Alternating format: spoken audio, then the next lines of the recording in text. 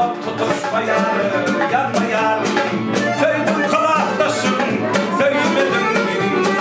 Durmuşta yanmadık son yeri korkma yarım Söyledim kulaktasın söylemedin mi Kulak tutuşma yarım yanma yarım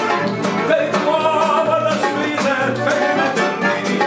Durmuşta yanmadık son yeri korkma yarım Söyledim kulaktasın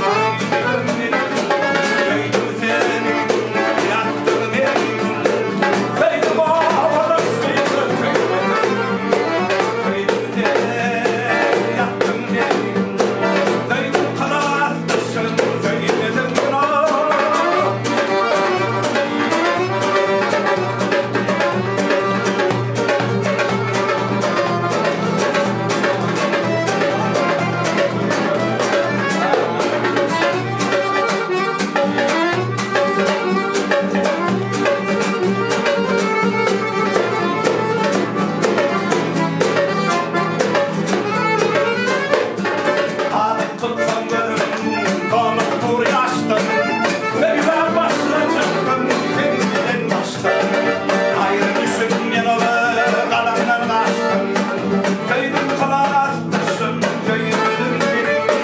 Adım tutsun gözüm